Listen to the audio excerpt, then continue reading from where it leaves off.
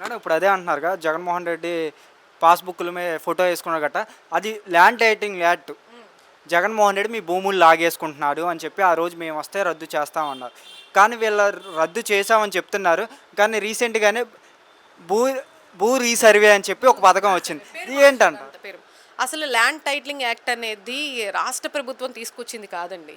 కేంద్ర ప్రభుత్వం వాళ్ళు ఆమోదించినటువంటి అదొక వ్యవస్థ. ల్యాండ్ టైటిలింగ్ యాక్ట్ అనేది. ప్రతి ఒక్కరికి కూడా దాన్ని సర్వే చేసి కేంద్రం నుంచి ఇది వాళ్ళు ఎవరైతే జెన్యూన్‌గా ఉన్నారో వాళ్ళకి పక్కా ఉండేలాగా తీసుకొచ్చినటువంటి యాక్ట్ అది.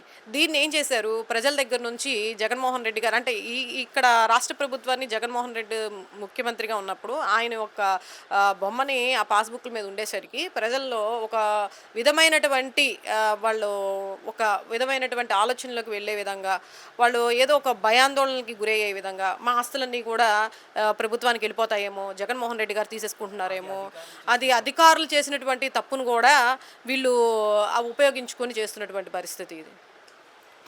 మేడం ఇలా రీసెంట్గా నారా లోకేష్ గారు గత ఎలక్షన్ ముందే చెప్పాడు రెడ్ బుక్ రాజ్యాంగం ప్రతి ఒక్కరిని గుర్తుపెట్టకుండా నా రెడ్ బుక్లో రాసుకుంటున్నా అంటే వైసీపీ వాళ్ళు ఆ రోజు రెడ్ బుక్ లేదు అని గట్ట మాట్లాడారు. కానీ అధికారం చేపట్టాక లోకేష్ గారు నిజంగా నా విశ్వరూపం చూపిస్తున్నాడా?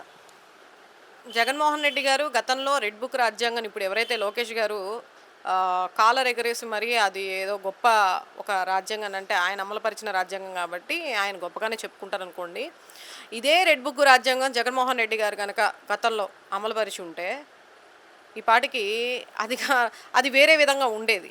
కానీ ఆయన ఎంతసేపటికి కూడా సంక్షేమాల మీద శ్రద్ధ పెట్టడం, అభివృద్ధి మీద శ్రద్ధ పెట్టడం, ఏదైతే మాట ఇచ్చామో ఆ మాట తప్పకుండా టైంకి ప్రజలకి మనం మాట ఇచ్చామో ఖచ్చితంగా మనం ఆ మాట ప్రకారం నా ఎస్టీలు, నా బీసీలు, నా ఎస్సీలు అని చెప్పేసి, నా మైనారిటీలు, నా బహుజనులు అని చెప్పేసి ఏ కులము, మతము, ప్రాంతము ఎక్కడ ఏది కూడా ఆలోచించకుండా ఆయన ఏదైతే మేనిఫెస్టోలో చెప్పారో అది టైంకి ఇవ్వాలనే ఒక ఉద్దేశంతో వెళ్తూ దాని మీద కాన్సన్ట్రేట్ చేశాడే తప్ప ఇవన్నీ కనుక ఆయన ఆలోచించి ఉండుంటే ఆయన కూడా రెడ్ బుక్ కాదు కదా దానికి ఇంకా త్రిబుల్ ఉండేదన్నమాట. అంటే ఒక బ్లాక్ డే కింద ఒక బ్లాక్ బుక్ కూడా పెట్టచ్చు. మేడం ఇప్పుడు ఆడవాళ్ళ పైన చిన్నపిల్లల పైన గట్రా ట్రోల్స్ జరుగుతున్నాయి సోషల్ మీడియాలో. అది ఏ విధంగా కరెక్ట్ అంటారు? కొంతమంది కేసులు కూడా పెడుతుంది ప్రభుత్వం. ఏ విధంగా కరెక్ట్ అంటే ఇప్పుడు మీరే అన్నారు కదా రెడ్ బుక్ రాజ్యాంగం నడుస్తుందని చెప్పేసి లోకేష్ గారు ఆయన అంటే ఏదో ఒక గొప్ప చరిత్రను సృష్టిస్తున్నామని ఆయన ఫీల్ అవుతున్నట్టున్నారు బహుశా. కానీ దీనికి రెండింతలు మూడింతలు మళ్ళీ అంటే ఒక ప్రభావం అనేది ఖచ్చితంగా వస్తుంది. ఈరోజు అన్యాయంగా అక్రమంగా అంటే వాళ్ళు ఏదో పైశాచిక ఆనందాన్ని పొందటం కోసం ఏదో ఒక చిన్న అంటే సింపుల్గా ఒక చిన్న పోస్ట్ని జగన్మోహన్ రెడ్డి గారిని ఈరోజు పొగిడిన వాళ్ళు తప్పుడు వాళ్ళు. అంటే ఆయన అభిమానం చాటుకున్న చివరికి చిన్న పిల్ల నేను దేవికారెడ్డిని కూడా చిన్న పిల్ల 8వ తరగతి చదువుతున్న పాపను కూడా ట్రోల్స్ చేసి అంత దారుణంగా అంటే ఒక అభిమానాన్ని చాటుకునే హక్కు లేదా?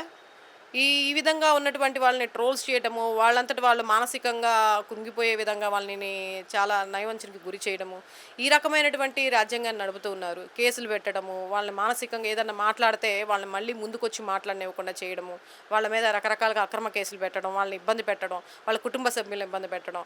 ఈ విధంగా మొన్న రీసెంట్‌గా కూడా అధికారంలోకి రాగానే జూన్ 4 ఆ రోజు 2 రోజులు 3 రోజులు గడవకుండానే సోషల్ మీడియా అంటే దాని పేరు వాళ్ళ హస్బెండ్‌ని మోకాళ్ళ మీద కూర్చోబెట్టేసి, బట్టలిప్పేసి అర్ధనగ్నంగా పెట్టి, ఎంత దారుణంగా లోకేష్ చిత్రపటానికి నమస్తే పెట్టి క్షమించని జెప్పేసి, ఎంత దారుణంగా రాజ్యాంగాన్ని నడుపుతున్నారండి వీళ్ళు.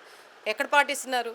రాజ్యాంగాన్ని ఎక్కడ పాటిస్తున్నారు? మనకి ఇచ్చినటువంటి హక్కుల్ని హరించే విధంగా ఈరోజు పాలన సాగుతుంది రెడ్ బుక్ రాజ్యాంగం. కానీ రాబోయే రోజుల్లో ఒకటి గుర్తుపెట్టుకోవాలి. ఎవరైతే ఈరోజు నిర్బంధించబడుతున్నారో, ఎవరైతే ఇబ్బంది పాలవుతున్నారో, రేపు ఖచ్చితంగా దానికి రెండింతలు, మూడింతలు తిరిగి వాళ్ళు తీసుకోవడానికి సిద్ధంగా ఉండాలి. మేడం ఇప్పుడు జగన్మోహన్ రెడ్డి గారిని నాయకులందరూ వదిలి వెళ్ళిపోతున్నారు.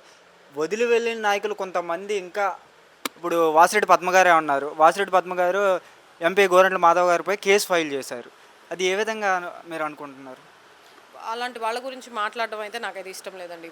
ముఖ్యంగా వాసిరెడ్డి పద్మ గారు. ఆవిడ స్థాయి ఎటువంటిది ఏంటనేది ఉన్నటువంటి పార్టీలో ఉన్నటువంటి ప్రతి ఒక్కరికి తెలుసు. ఆవిడ ఏ స్థాయిలో పార్టీలో వచ్చారు, ఏ స్థాయిలోకి వెళ్ళారు, జగన్మోహన్ రెడ్డి గారు మహిళలకి ఎటువంటి ప్రాధాన్యత ఇస్తున్నారు, ముఖ్యంగా వాసిరెడ్డి పద్మ గారికి ఎటువంటి ప్రాధాన్యత ఇచ్చారు, ఆవిడ ఒక ఉమెన్ కమిషన్ చైర్మన్గా ఫస్ట్ మహిళగా అంత మంచి పదవినిచ్చి 3 లక్షల జీతం ఇచ్చి ఆమెకంటూ ఒక హోదాని కల్పించినప్పటికీ కూడా ఈరోజు ఆవిడ విశ్వసనీయత లేకుండా ఏది పడితే అది మాట్లాడుతూ పక్కకెళ్ళి మాట్లాడుతుందంటే ఆవిడ గురించి మాట్లాడటం కూడా అనవసరం అనేది నా యొక్క ఉద్దేశం. కాకపోతే ఏంటంటే ఇలాంటి వాళ్ళందరూ ఏంటంటే పదవి ఉన్నంత కాలం ఉంటారు. పదవి లేదు కాబట్టి వాళ్ళు ఇంకో పదవి ఉన్న చోటకి వెతుక్కుంటూ వెళ్తుంటారు. ఇది చాలా వరకు సహజం ఇది. ఫైనల్‌గా మేడం జగన్మోహన్ రెడ్డి గారు 2.0 కార్యకర్తలకు అండగా ఉంటా అని చెప్పి ఒక స్లోగన్‌తో వచ్చారు. కానీ ప్రతిపక్షాలు ఏమన్నాయి 2.0 ఎప్పుడో అయిపోయింది. మీరు చతికిల పడ్డారు. ఇప్పుడు మళ్ళా కొత్తగా 2.0 ఏంటి అని అంటున్నారు. మరి 151 సీట్లతో 2019 ఎక్కడా చూడని, కని, విని ఎరుగని రీతిలో జగన్మోహన్ రెడ్డి గారు అధికారంలోకి వచ్చారు. వన్ సైడ్ అసలు ఎలా అంటే ఆహ్, అంటే దేశమే ఆశ్చర్యపోయే విధంగా అంత మెజారిటీతో రావడం జరిగింది. మరి అప్పుడు మన చంద్రబాబు నాయుడు గారు మరి ఓడిపోయారు. అప్పుడు అందరూ ప్రతి ఒక్కళ్ళు కూడా అదే అనుకున్నారు. ఇంక బాబు గారు ఏందంటే ప్రతిసారి హామీలు ఇస్తున్నారు. పసుపు, కుంకుమ అని చెప్పి ఆడవాళ్ళకి అదని చెప్పి రకరకాలుగా రైతు భరోసా అనే రుణమాఫీ అని చెప్పి ఇచ్చి ఏది కూడా మహాలక్ష్మి పథకం ఏది కూడా అమలు చేసింది లేదు గతంలో. అవన్నీ చూసి ఆయన్ని అధికారం నుంచి దింపేశారు. అంటే ఇప్పుడు ఈయన సంగతి తెలుసు. మాట మీద ఎప్పుడు నిలబడరు. మాట ఇస్తారు, హామీలు ఇచ్చేస్తారు, తర్వాత మొహం చాటేస్తారని ప్రజలకు తెలిసి మళ్ళీ మోసపోయి అప్పుడు అనుకున్నప్పుడు ఏంటంటే చంద్రబాబు నాయుడు గారు మళ్ళీ రారు. చంద్రబాబు నాయుడు గారు పని అయిపోయింది. ఇంకా అవ్వదు అన్న వేలో మాట్లాడడం జరిగింది. మరి ఈరోజు ఎలా వచ్చారు? ఈరోజు వచ్చారు కదా! అంటే 5 ఏళ్ల క్రితం అధికారంలో లేరు. ఇప్పుడొచ్చారు.